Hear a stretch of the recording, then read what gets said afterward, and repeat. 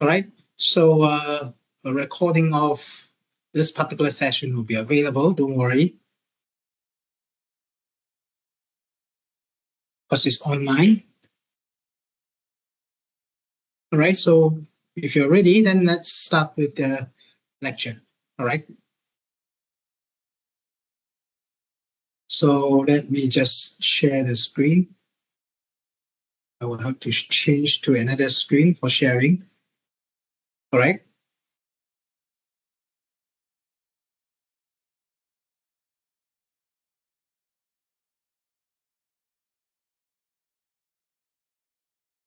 Okay.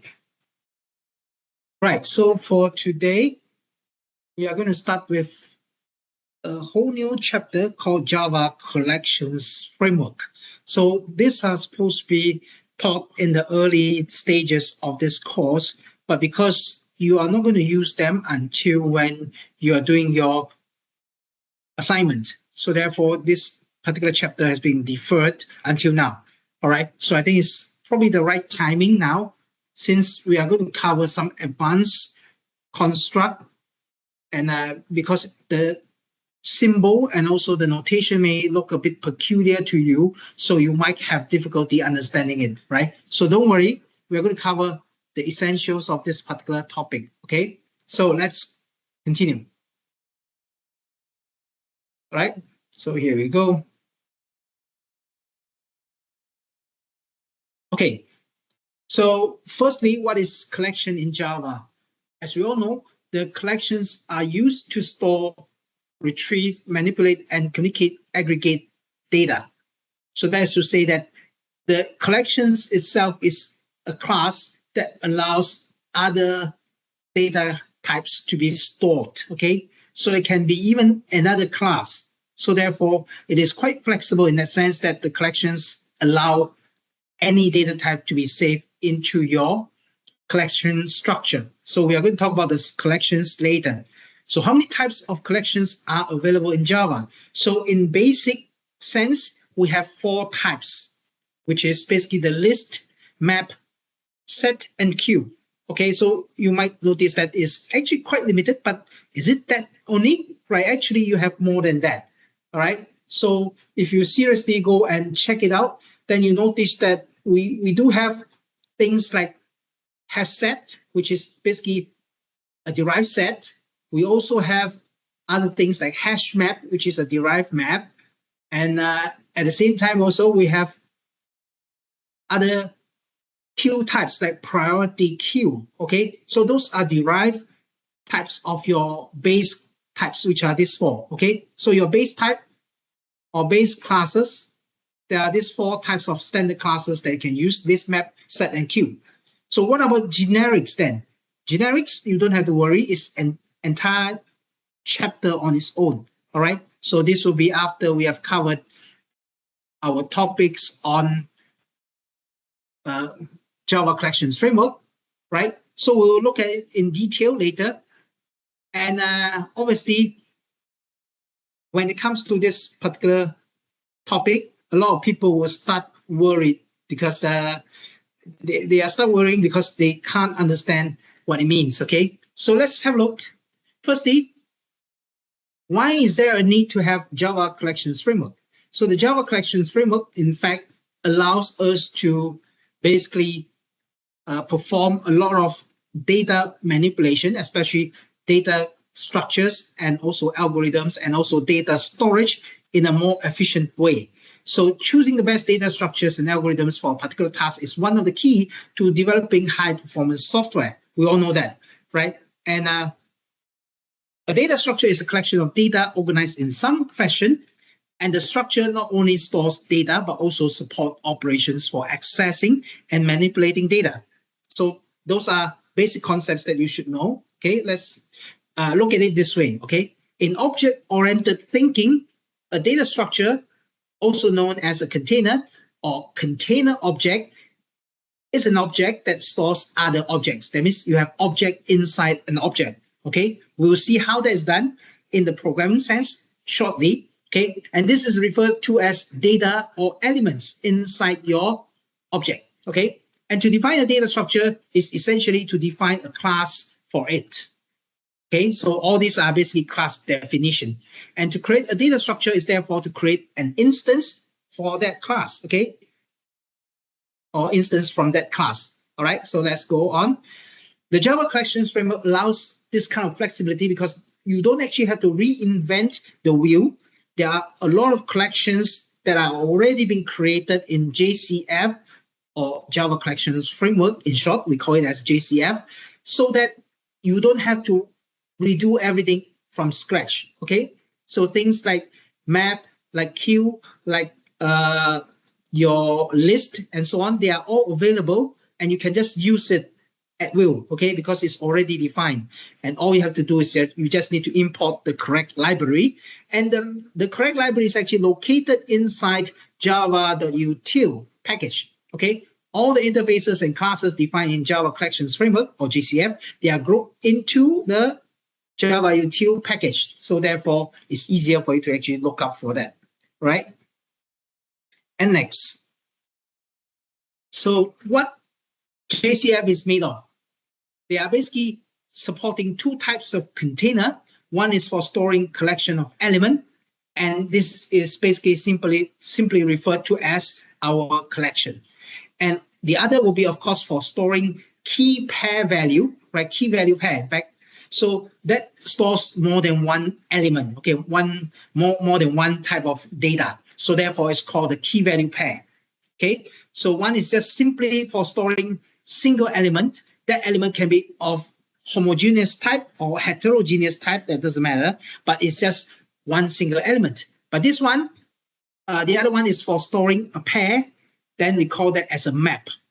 And then always there is a reference between a key followed by a value, all right? So we are going to see how they work shortly. So this is the collections framework, in fact, at a glance.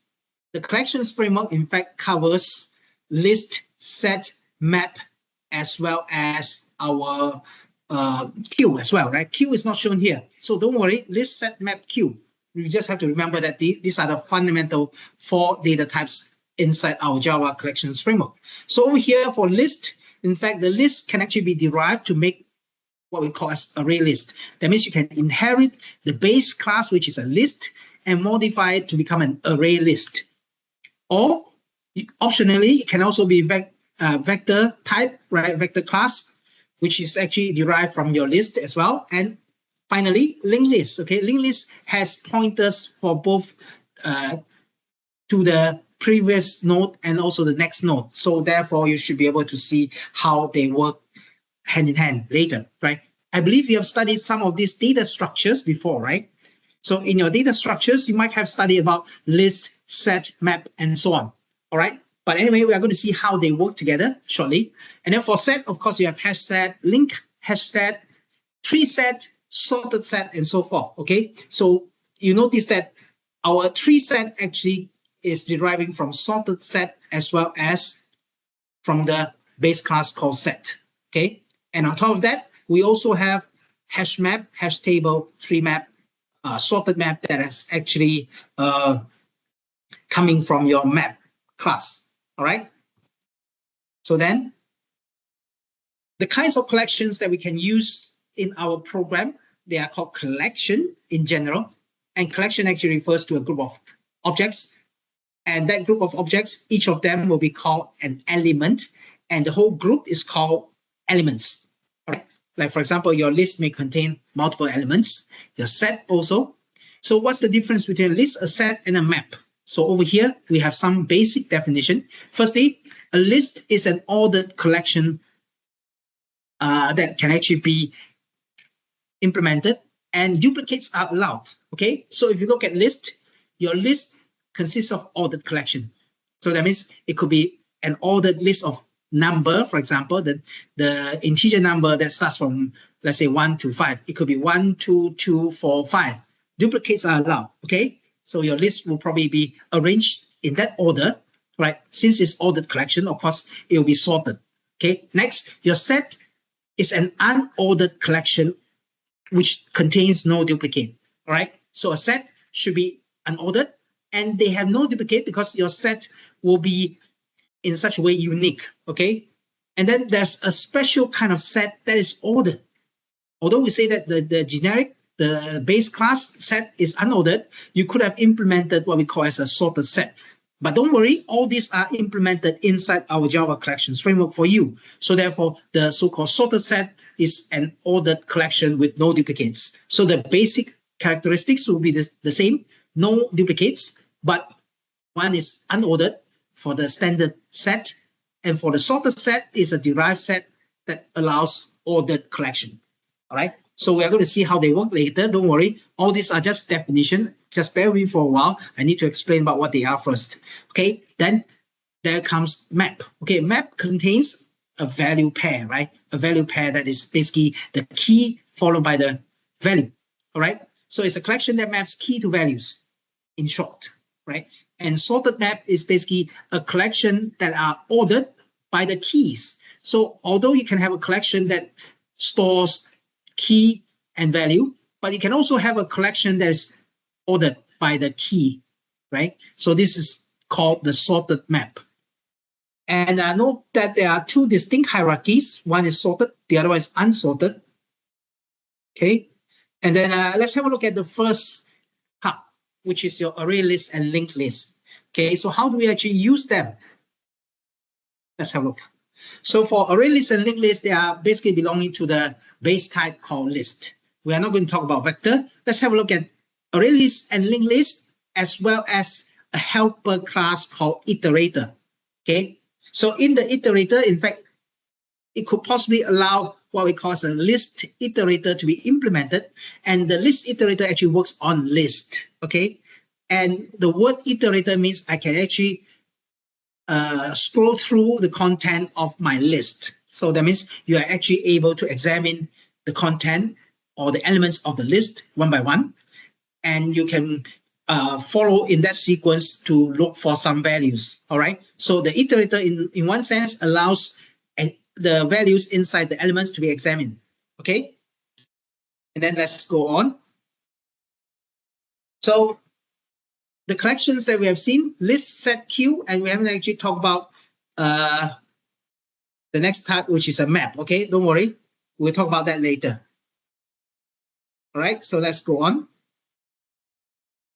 So don't worry about all this hierarchy of collection framework. It basically shows you that all of them are actually derived from a base class called collection, right? All of them are basically a subclass from collection. And then you will be able to implement all the different specialized classes. Like for example, for set, it could be an abstract set, or it can be hash set, tree set, or whatsoever. But take note that there are some base classes that are not really used in general. Like for example, abstract set. Are we going to use abstract set in our normal implementation? No, because they are too primitive. Okay, so most people will be using tree set, hash set, vector, array list, linked list that are actually derived from all these implementation classes, okay, like abstract list and so on. Okay, because it's abstract, that means it has no implementation. So therefore, you notice that, well, that's true, right? You have just the definition, and then in your implemented class, your concrete class and so on, then you will have all the relevant methods and attributes being implemented. Okay, so bear with me for a while. All these are theory. I don't really want to go and talk about all these theories. The iteration, right? So we have an iterator. Just now we mentioned about the iteratable. Okay, iterable class itself is a very useful class in the sense that it allows the collection to be checked through. Okay, you can actually go through the contents of the collection and do something. All right, so the iterable, of course, we are going to talk about that later. So this is basically a class that extends collection, and then from there you will be able to actually make use of the collection and do something. All right. So there are also some relationship like implements, and we all know that if it's abstract, then it has to be implemented. Okay. So some of those like hash set, link hash set, and so on, they are implementing set, as you can see here in the list. Okay, so don't worry, we go on. And the collection interface, of course, it allows a number of methods to work on your data. One of them is to add a data, and you can also have adding the entire list of collection called add all. And then we have clear, we have contains, and so on. We are going to show how this is used shortly. You don't have to memorize all these things. These are standard methods, okay? Standard methods, add, okay? And also we have contains that allows you to check for existence of a value. Then we have equals to compare the object in between. And then from there, we also can check whether the list is empty or not. And lastly, we have methods that allows you to remove a single element or all elements from your list, for example, okay? And then the methods called size and to array allows you to basically check the content, the number of elements that you have in your particular collections interface. And then we can also convert the collections into an array of objects, okay? So this will be talked about later. Let's see how a list is used, okay? A list is a popular data structure to store data in sequential order. And for example, a list of students, a list of available rooms, a list of cities, and so on. So these are examples of list. So the common operations on a list are usually the following. The list can actually be retrieved for an element, okay? You are actually retrieving an element, or you can insert a new element, you can delete an element. You can also find how many elements are there, okay? And then finally, you can also do things such as, okay, to check whether an element exists inside your list or to find if the list is empty and so forth, okay? So the list itself is basically what we call as an interface. If you look at the base class called list, right, the list needs to have a specific type called E, okay? Why do we use the keyword E? Notice the angle bracket here. I think a lot of people will get scared of this notation because list angle bracket E actually stands for list of certain element, right? List of certain element type. And unfortunately, we don't know what is the element type yet, right? So that's why you have an angle bracket E, okay? So to allow for duplicate elements to be stored in a collection, you need to use a list. As we all know, a list can not only just store duplicate elements, but it can also allow user to specify where the element is stored. So the user can access the element by an index, okay? So we are going to see how this is done later. So the list interface comes with a lot of features, and one of them will be, of course, index of, that allows you to get the index of certain element inside your list. And then you can also check the last index, that means the last element. Okay, you count the number of elements and then you get the last index, okay? And then you have a list iterator that allows you to scroll over all the elements inside your list. And of course, the list iterator can have many different overloaded methods, as you can see here, all right? And then we have the remove, set, and so on that we'll cover later, all right?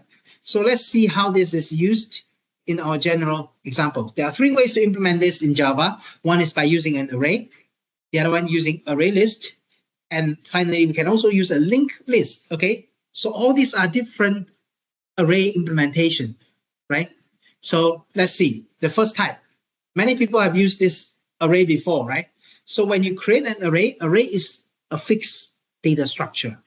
So when you create an array, you need to specify the size using, like, for example, the array, and then you have a square bracket followed by an index, okay? So nevertheless, you will still be using array to implement some dynamic data structures as well. You don't see how it's implemented, but doesn't matter, right? So for the time being, we want to show it to you, okay? An array, okay? This is an array of size 4, right? The disadvantage of an array is that when you fill up the array, you will start by array index 0, array index 1, 2, 3. So once the item is filled up, then you notice that you cannot add additional elements into your array. So the array is implemented in a fixed size, and hence it is not an efficient structure for you to actually store dynamic items, right? So if let's say the the content is dynamic, the size is dynamic. You don't know about the size, whether it could be 2, 3, or 5 elements, then you have a problem by using array, right? But you always know, if let's say you always know that the size is fixed, then array is probably the way to go, okay? So remember that. And next, let's have a look at, okay, what's so wrong with array? Array is fixed size, okay? And array cannot grow, right? The size cannot grow. So you do you like the first way? If not, then what are the additional options that we can have? There are two concrete implementations of the so-called list API in the Java collections. One is called the array list, and the other one is called the linked list, okay? So we are going to look at these two and see how they are different from our normal list shortly, okay? So these are concrete classes that were developed at Sun. So Sun is basically the original inventor of your Java programming language, okay? And then let's have a look at array list. Array list will support dynamic array that can grow, okay, as needed. And we also have so-called array list that can store unlimited number of objects. You notice that because since it's dynamic, then it can store unlimited size on unlimited number of objects inside your system, right? If you actually created a so-called array list object, all right? So don't worry about all this notation. It's basically to tell you that array list is actually derived from a list, okay? So first, our interface called collection, and angle bracket E is the base, right? And then we have another interface that implements the collection, which is called list angle bracket E, right? And then your actual method or actual class that implements this particular interface on top is called array list. Okay, take note that you have array list constructor over here. Okay, that can be empty, or array list constructor that takes in a collection of E, right? Something that extends E. And don't worry about all this notation. You look at it, you get scared, right? So don't worry. We are going to look at that later. Okay, and then you have array list that actually takes in the integer, which is initial capacity, or also you have the array list that can actually capture or trim to size for some of the content, okay? So how to use an array list? The first thing is you need to actually import the package java.util.arraylist. So let's do it. I'm going to start up my Visual Studio Code. Okay, and in order for you to see the screen, I will have to basically stop the sharing for a while and convert it into screen view. All right, so you need to see my screen in order to see what is being done. All right, okay, so for your screen sharing, I will have to share the entire screen.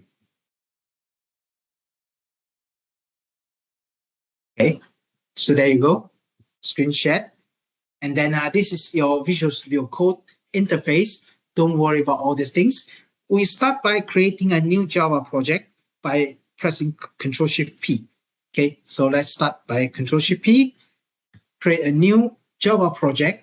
And because we are using the standard java.util, right, there's no need to actually create a new so-called project using Maven Project Manager that will allow you to download additional libraries, right? So since there's no need for that, we start with no build tools, and then we choose from our existing folder, okay? And from here, we give a name for it.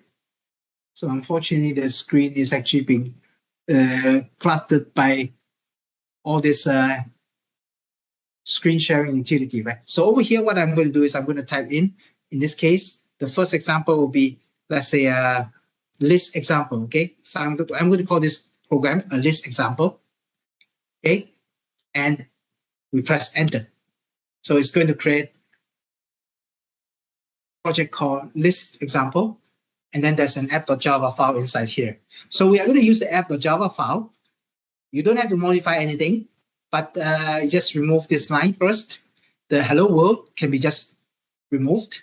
And then we know that if you were to actually write an application that makes use of our list structure, right? So over here, have a look at it again. So to use array list, you need to have import java.util. Okay, so your array list is actually part of your java.util. Remember that. Okay, so once you have this import statement, you will be able to use the array list class. Okay, so how do you actually declare an array class? It's very straightforward. You can see that we have to declare an array class of some type. Okay, so remember this peculiar structure. Okay, array list followed by an angle bracket, and then you give the name for that particular instance. Okay, and this is called, let's say, name list, for example. Okay, name list is assigned a new instance of array list, and you notice that you need to specify the type, right? Like for example, name list normally is consisting of what? String, right? So then you have to basically declare it as array list of type string called name list is assigned a new instance of array list, and then this will allow you to actually have that particular name list being created. Okay, remember that. So it's something like this. Okay, and then if you don't specify the type, is it okay? Well, it might be, but after some time, you might notice that it's better for you to practice this as a good habit by specifying the string as the type of your instance. Okay, array list of type string. Although theoretically, you can say array list of any type if you just leave it blank, right? And then this will be not really a good idea, because then your type is not fixed, right? But anyway, you have already fixed that on your name list, array list, right, of type string. That means I'm going to accept an array list that consists of strings of names. All right. So how do we actually add elements to it? Very straightforward. We haven't actually covered the add elements yet, but you can see how the elements are added like this. Okay. And then later on, you will be able to get the elements for printing. Okay. So firstly, how to add elements like name, list. I want to add the first name, right? So the first name that you want to add, like for example, Steve, and add it this way. Okay. And remember that the typo here, capital and small letter, they matter. Okay. So remember that, okay, the first element that you add is called name, right? And then the second element that you add can be, let's say, another name also. And now you have added, like, let's say, two names, Steve Teo, right? So once you add the names, what happened? Well, elements will be saved, but how do we actually read the elements then? Okay, so to read the elements, you will need to have an iterator, or you use a loop, in this case, to loop through the elements, right? So there's a special for construct that we can use to actually loop through all the elements inside the list. We can actually use a for loop like this.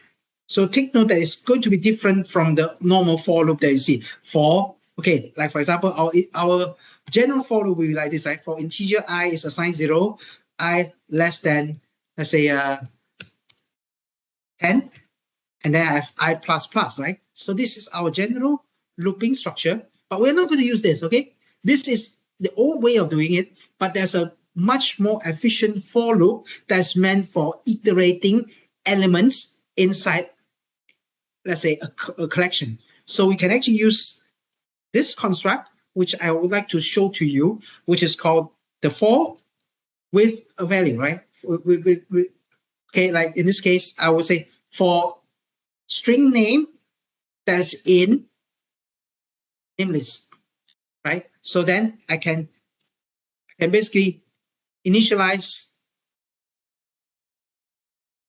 an element called name, right, of type string from this name list, and then I will be able to actually print out the list. Okay, so let's see how this is done. You can just say system.out.println, and then I'm going to print name. That's it. Okay, so take note that the usefulness of this particular for loop, right? So the for loop is for, okay, element name in name list, right?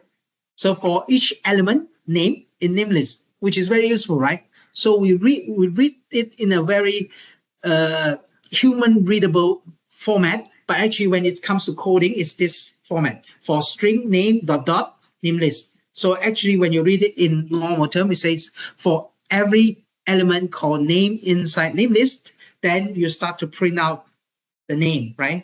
Using the system.out print line. So if you understand what it means now, it's very easy, right? So this name is actually one element that you actually extract from this particular collection called name list, right? Array list. So every time when it loops through, it's going to look for the next element, next element, next element until the end. All right. So here we go. When you run your app, it's going to print Steve Teo, right? Steve followed by Teo. And then some people will be asking, okay, can I actually use this old-fashioned for loop to do so? Well, it's not really efficient, right? Because it's not an array, right? If you use an array format, then you can actually do that using an array, right? So let's compare and contrast. If you were to write an array, so normally what do we do? Okay. So you will need to actually define an array of certain size. All right. So like, for example, you have a string array of, let's say, names is assigned. Okay. So how do we actually create a string array of names? Well, you can actually fix it with a size, or the other way is you can actually put the element on your own. All right. So the element can actually be specified inside a bracket, then it becomes a fixed size. All right. So like, for example, okay, I'm going to use a fixed size. And this is, let's say, John Doe, for example. Okay. So then there are two elements there. So how do we actually loop this particular array, okay, of size 2. So you will start from 0 up to 1, right?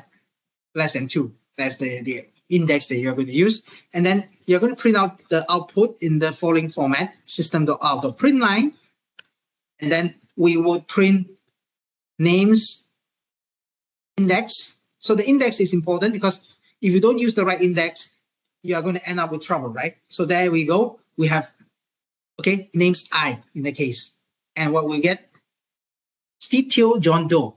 All right. So this gives you an example of how you can actually create an array with some fixed size element, right? Fixed size, right? Which one is more efficient? Well, it's hard to say, but if you have a fixed size array, what will happen? The size is fixed, and once fixed, you cannot change the size. So that's why for our name list, it is very useful in the sense that you could have actually done the following: name list add, okay, let's say Janice, and then now it's of size 3, right? But if you were to increase this one, you notice the index now it becomes invalid, right? Okay, so now if you print Steve, Teo, Janice, yes, fine. That's very easy, right? Because you are having a for loop that doesn't actually use an index. But here, it's going to print only 2, right? Let's say John Doe and followed by Lim, for example.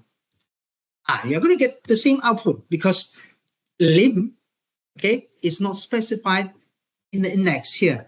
So therefore, you notice the downside of our array is that when you use array to access elements, the problem is that the size is fixed.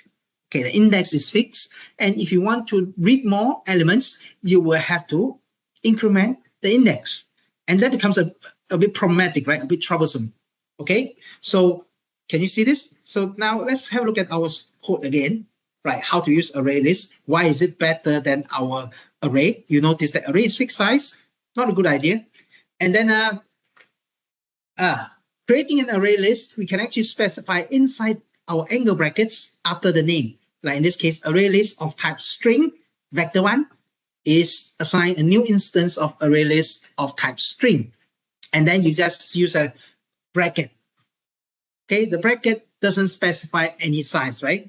First one is kosong, 0, right? Of 0 size. So you're reserving an array list of type string only, and there's no element. Okay. The next one, array list of type string vector 2 is assigned a new array list of type string with a size of 10. Bracket 10 means with a size of 10. Okay, so the size is already fixed for the second one. And then adding elements to your array list is very simple. You just need to have .add. Okay, so your array list .add, and then you can add an object into it, and that object has to be the same as your object type that you define inside your angle bracket. If you say string, then you add string. If it's integer, you add integer, right? And that's what the requirement is.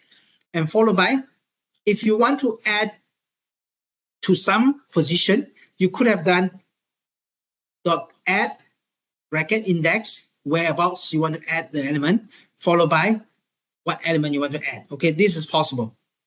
Okay, and then we also have methods that allows you to remove the object. And normally, if you remove without index, you're actually removing the first occurrence of that object. Like for example, if you say remove Steve, for example, okay. So here, if you implement name list dot remove Steve. So what happened? When you run your app, Steve is missing now, right? Theo, Janice, John Doe, right? So you can see that, right? It's very obvious because firstly, we have removed the first occurrence of Steve, which is a string object, and it has to match the one that has been declared inside. If not, then nothing will be removed. Okay, if there's none of those elements will be removed. Okay, so it will test for equality before that element will be removed. And then we can also remove an element using an index. So as usual, our array list elements will start with index 0. Just like in any of your Java array or whatsoever, the index will always start from 0. Okay, then if you say array list dot clear, you are clearing all elements. That means it becomes an empty list again. All right, so these are the features that you can use in your program.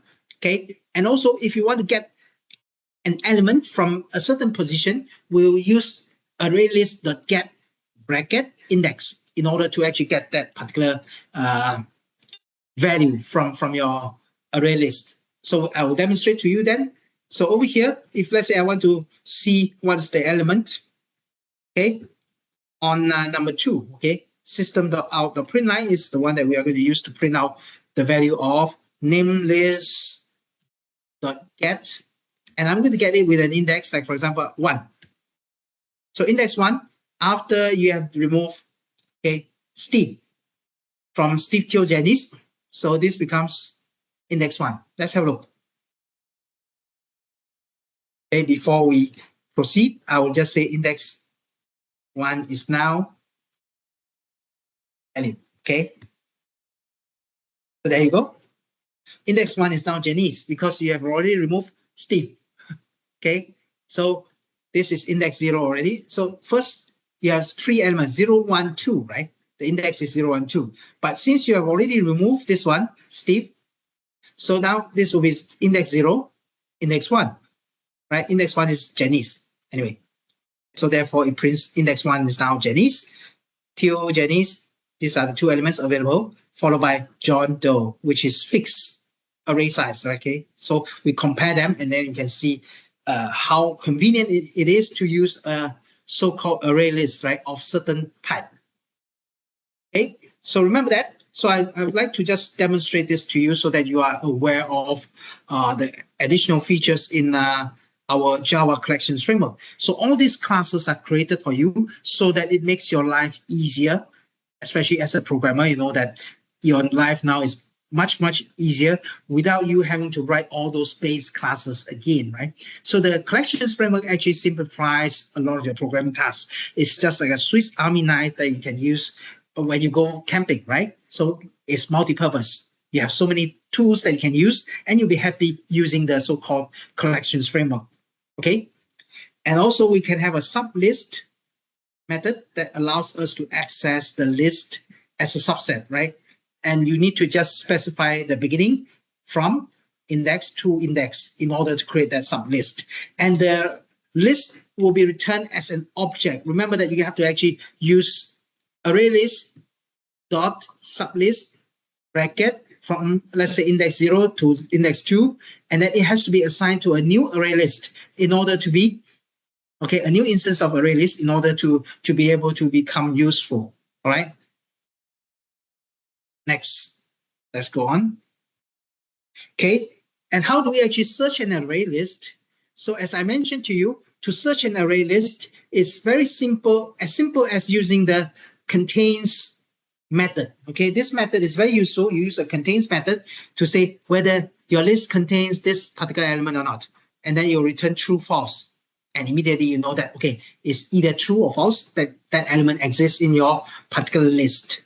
Okay, and then we have also the index of that will return an index of certain element if it's found in your array list. Okay, so what it returns will be the first occurrence, right? The index of the first occurrence of that particular element, and then you will be able to get that as a response. If not, then you will return -1 to say that no such element exists. Okay, -1 means not found. Okay, in this case, if you get a return value in integer for the index, which is of negative. All right, and next, if you use last index of, then you will look for the last occurrence. Okay, so the first occurrence you can use index of, the last occurrence we use last index of certain element. Okay, so I'm going to demonstrate that to you. So now let's say I want to increase my list a bit more, right? Let's say I have, okay, here we have a duplicate of so many. Okay, there you go. And now if we were to actually print out the first occurrence of Steve, okay, then we can just use standard print line, first occurrence. And then we are going to print using, in this case, name list dot index of Steve. Okay, and then that will print the first occurrence. And if you want to know the last occurrence, then we use last index of. Okay, and what we do is we just use the last index of method here. Okay, there you go. Once you're done with this one, when you run, it's going to return you with the index of that particular element that you want to refer to. So unfortunately, I think the screen is not full, so we run it again. Now you can see, right? First occurrence of Steve. Okay, it's which one? So here, first occurrence of Steve. All right, and then because we are actually removing Steve, right? So it's effectively going to be in the same position, right? Steve will be index 0, 1, 2, 3.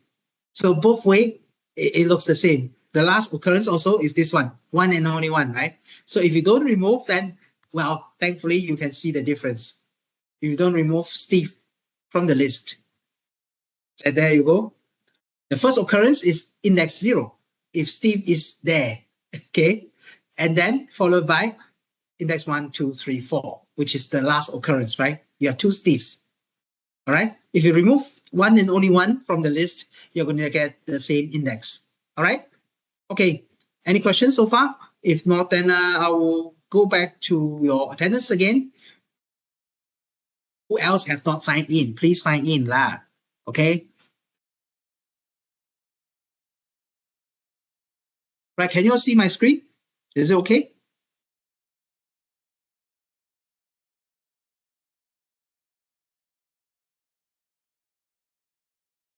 All right. So I'll come back to the code again.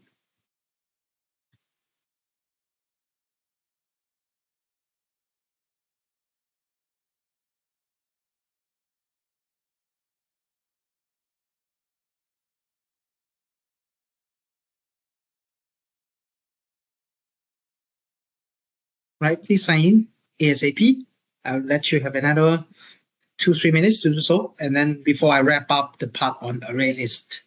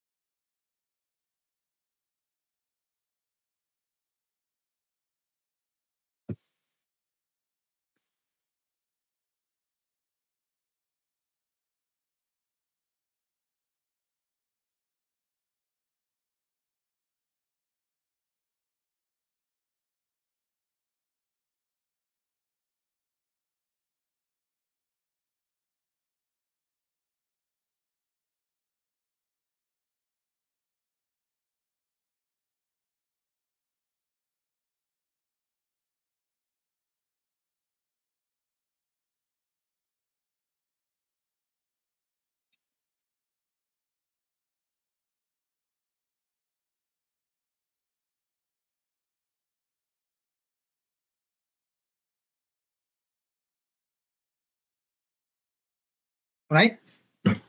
Please sign in ASAP. I only saw 352 students out of almost like 390 something, right? 399 or 400. Okay, so what happened to the rest? Not interested to sign in. Okay, never mind. Okay, so this code JDK4EF is available until another 7 more minutes. So what I will do is I will basically paste it into the chat box here, and please grab it, okay, in case if you can't see my screen again, right? Because I would like to continue on talking about this part, all right? So we have actually shown you how to actually write methods that make use of your Java collections framework. It's very useful, as you can see here, right? So let's come back to our slide. So the first index of and last index of, they are very useful for you to actually get the index, and then you can print the element, okay? And then next, for checking whether the array list is empty, you can use this is empty method, right? So this method will return a Boolean true, false. If it's empty for your array list, then it will return a true.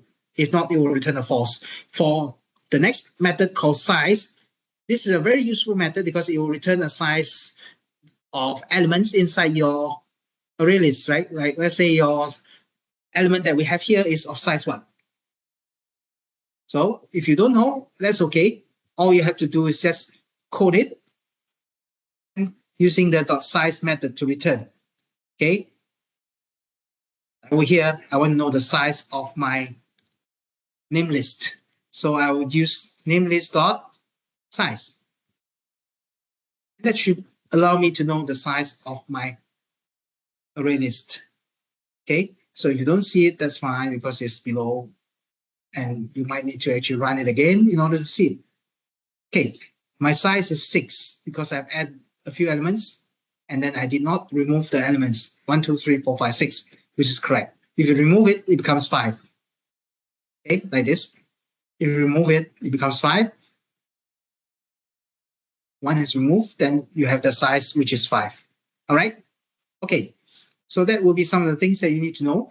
And of course, you can use a toArray method to convert the element into array. So this is a useful conversion because if you are familiar with the usage of array, and then you just want to convert one instance of your array list to array so that you are able to manipulate it in an easier way, then you can actually convert it using this toArray method, right?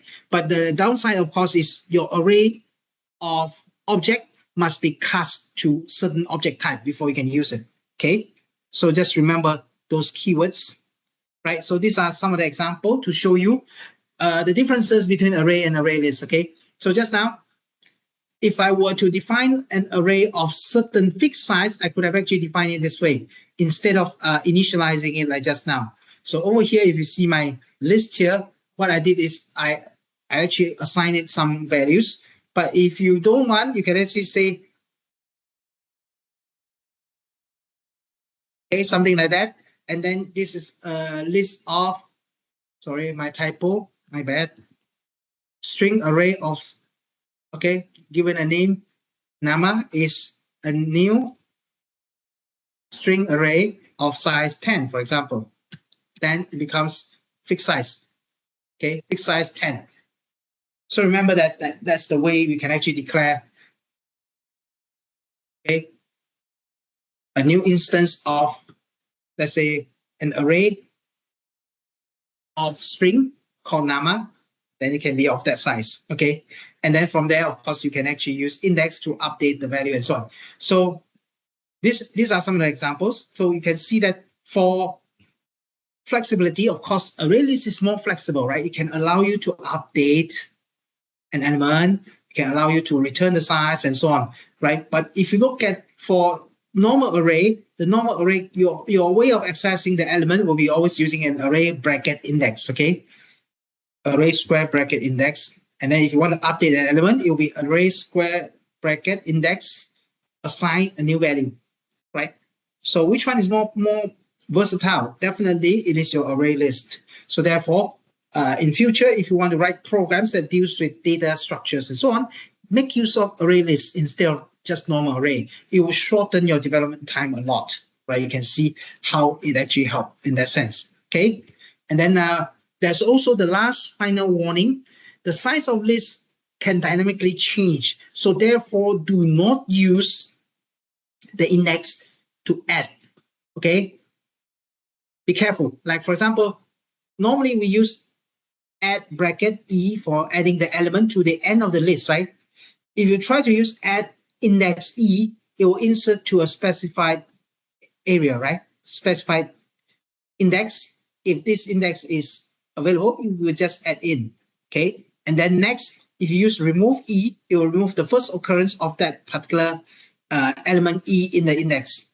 But obviously, you can also use an index to remove, okay? Or the other way is you can use remove index E, okay? So remove index E is actually quite dangerous in a sense because your index may not be available. If let's say you have two elements that are of this same type E, then that's fine. Like for example, just now Steve, right? 2.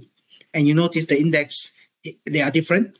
If you know the index, obviously you can use remove index E to remove one of them, one of the instance. But the danger is that, okay, if you use the next one, which is set index E, it will replace the element inside your list, which contains E, like in this case, let's say Steve, and then you set that index and replace the element with something, okay? So this is a very dangerous move because if let's say the index exists and then your element will be changed immediately, right, to some other values, and you wouldn't want this to be happening unless you are pretty sure what you want to do, all right? Okay, so this is an example. What's something wrong here? So after this, we will stop here. Okay, identify the errors in the following code. So array list string, fine. List is new array list of type string, that's fine. And then you add two values, list.add Denver, list.add Austin. And then I'm going to assign string country is assigned list.get0, right? Get0 means you are returning Denver. Is Denver a country? Anyway, just for fun, okay? And next, list.set 2. This is index 1. This is index 0, index 1. How about index 2? Is there any index 2 there? No, right? So therefore, you run into a runtime error because the index is out of bound, okay? So therefore, be careful. If you don't know the index, don't use a .set in this case, right? So if you want to change Austin to Dallas, what you should do is you would use your so-called index of to know what's the index of your Austin, and then you update Austin to Dallas, for example. Okay, so that would be the most safe, the safest way to actually implement update using the .set is to use an appropriate mechanism to get the index. Don't use a fixed number. This is dangerous. Okay, so that's all for today. Any other questions you want to ask? Okay, last caller, huh? Last of the last.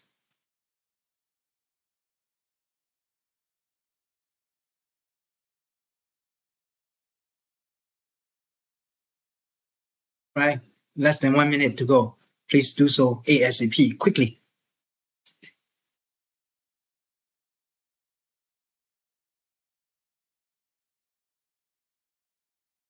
Right, so now it's 8:30.